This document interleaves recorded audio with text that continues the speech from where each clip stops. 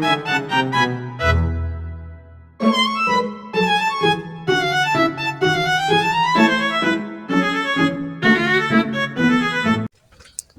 KMB atau yang lebih dikenal dengan Konferensi Meja Bundar menjadi penentuan akhir dari konflik Indonesia Belanda? Perkenalkan, nama saya Aisyah Tiara Maharani dari kelas 11 Busana 1 dengan nomor absen 5. Halo semuanya, perkenalkan saya Aisyah Tiara Maharani. Pada kesempatan ini saya akan mempresentasikan tentang Konferensi Meja Bundar atau yang sering disingkat dengan KMB. Kalian pasti sering bertanya-tanya kan, apa sih itu yang namanya Konferensi Meja Bundar? Jadi akan saya bantu menjelaskan kepada kalian. Konferensi Meja Bundar merupakan salah satu peristiwa penting dalam sejarah Indonesia, karena melalui perundingan ini konflik antara Indonesia dan Belanda dapat diselesaikan secara diplomasi. Melalui konferensi tersebut, Belanda akhirnya mengakui kedaulatan Indonesia setelah perjuangan panjang sejak kemerdekaan tahun 1945. Pada presentasi ini, saya akan menjelaskan mengenai pengertian Konferensi Meja Bundar, latar belakangnya terjadinya konferensi tersebut, tujuan, hal-hal yang dibahas, serta dampak dari Konferensi Meja Bundar bagi Indonesia. Saya juga akan menampilkan beberapa foto yang mendukung dalam presentasi saya. Salah satunya adalah di slide ini, yaitu di pojok kiri atas terdapat sebuah gedung yang dikenal dengan Gedung Binnenhof dari kota Den Haag, yaitu Belanda. Lalu yang di bawahnya itu adalah foto yang menunjukkan suasana sidang dalam Konferensi Meja Bundar di Den Haag pada tahun 1949. Latar belakang Konferensi Meja Bundar adalah perundingan antara Indonesia dan Belanda yang dilaksanakan di Den Haag, Belanda pada tanggal 23 Agustus sampai 2 November 1949. Konferensi ini diadakan untuk menyelesaikan konflik antara Indonesia dan Belanda setelah Indonesia memproklamasikan kemerdekaannya pada tahun 1949. Dalam konferensi ini terdapat 3 pihak yang terlibat, yaitu delegasi Republik Indonesia, delegasi Belanda, dan perwakilan BVO, Belgisch Confederal Overleg. Delegasi Indonesia dipimpin oleh Muhammad Hatta. Situasi latar belakang diadakannya Konferensi Meja Bundar adalah konflik antara Indonesia dan Belanda. Setelah kemerdekaan Indonesia, Belanda tidak langsung mengakui kemerdekaan Indonesia dan berusaha kembali menguasai wilayah Indonesia. Hal ini menyebabkan terjadinya konflik bersenjata serta ketegangan politik antara kedua pihak. Konflik tersebut juga menarik perhatian dunia internasional, terutama Perserikatan Bangsa-Bangsa atau disingkat dengan PBB, yang kemudian mendorong penyelesaian konflik melalui perundingan. Foto pojok kiri di atas merupakan foto pasukan pejuang Indonesia yang sedang berbaris untuk mempertahankan kemerdekaan setelah tahun 1945. Foto pojok kanan bawah menunjukkan semangat rakyat Indonesia yang merayakan kemerdekaan dan mendukung perjuangan bangsa. Apa sih tujuan dari Konferensi Meja Bundar?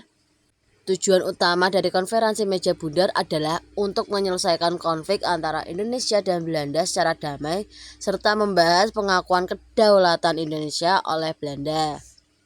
Selain itu, konferensi ini juga bertujuan untuk mencari kesepakatan mengenai hubungan antara Indonesia dan Belanda setelah Indonesia memperoleh kemerdekaannya. Foto atas yang menunjukkan delegasi Indonesia yang mengikuti Konferensi Meja Bundar. Sedangkan foto yang di bawah menunjukkan Muhammad Hatta yang memimpin delegasi Indonesia dalam Konferensi Meja Bundar. Pembahasan 1. Dalam Konferensi Meja Bundar terdapat berbagai pembahasan penting yang bertujuan untuk menyelesaikan konflik antara Indonesia dan Belanda setelah kemerdekaan Indonesia tahun 1945.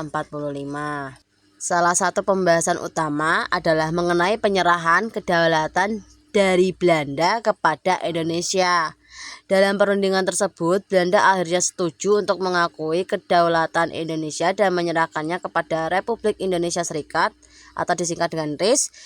Penyerahan kedaulatan ini dilaksanakan pada tanggal 20 Desember 1949 yang menandai berakhirnya kekuasaan Belanda di Indonesia serta pengakuan resmi terhadap kemerdekaan Indonesia. Selain itu, dalam konferensi ini juga dibahas mengenai pembentukan Republik Indonesia Serikat sebagai bentuk negara yang disepakati pada saat itu. RIS merupakan negara federal yang terdiri dari beberapa negara bagian yang sebelumnya dibentuk oleh Belanda. Namun pembentukan RIS menimbulkan perdebatan karena sebagian masyarakat Indonesia lebih menginginkan bentuk negara kesatuan. Bahasan lain yang penting adalah mengenai penarikan pasukan Belanda dari wilayah Indonesia. Kesepakatan ini bertujuan untuk menghentikan konflik bersenjata yang telah berlangsung selama beberapa tahun serta menciptakan stabilitas politik di Indonesia setelah penyerahan kedaulatan.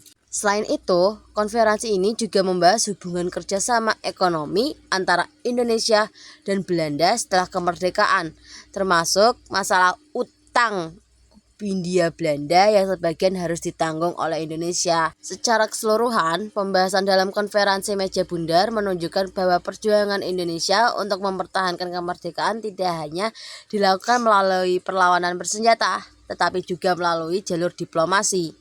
Melalui perundingan ini, Indonesia akhirnya berhasil memperoleh pengakuan kedaulatan secara resmi dari Belanda dan diakui sebagai negara merdeka di mata dunia internasional. Foto yang di atas menunjukkan suasana perundingan konferensi meja bundar di kota Den Haag. Dengan foto di bawah, foto ini menunjukkan suasana perundingan dalam konferensi meja bundar. Apakah dalam konferensi tersebut memiliki dampaknya?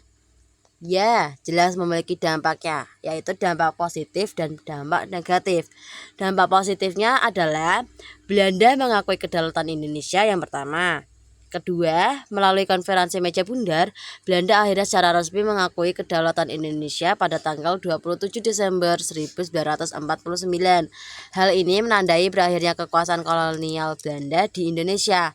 Ketiga, konflik bersenjata antara Indonesia dan Belanda berakhir. Keempat, setelah tercapainya kesepakatan dalam konferensi tersebut, Belanda menarik pasukannya dari Indonesia sehingga perang dan konflik militer dapat diberhentikan. Kelima, Indonesia diakui di dunia internasional. Keenam, dengan adanya pengakuan kedaulatan, Indonesia semakin diakui sebagai negara merdeka oleh negara-negara lain di dunia. 7. Membuka hubungan diplomatik baru. Dan terakhir adalah setelah konferensi tersebut, Indonesia dapat memulai menjalin hubungan diplomatik dan kerjasama dari berbagai negara. Lalu, apa dampak negatifnya? Dampak negatifnya adalah yang pertama, terbentuknya Republik Indonesia Serikat atau RIS. Salah satu hasil konferensi adalah pembentukan negara federal atau RIS. Banyak rakyat Indonesia sebenarnya lebih menginginkan bentuk negara kesatuan sehingga hal ini menimbulkan perdebatan. Lalu, yang kedua adalah Indonesia harus menanggung utang Hindia Belanda.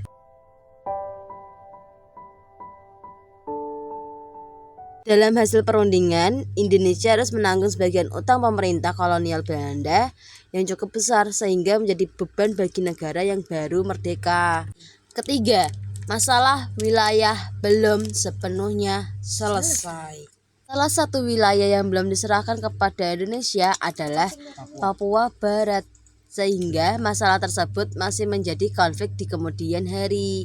Foto di atas menunjukkan proses penyerahan kedaulatan Indonesia. Lalu foto yang kedua menunjukkan semangat masyarakat Indonesia setelah pengakuan kedaulatan Indonesia.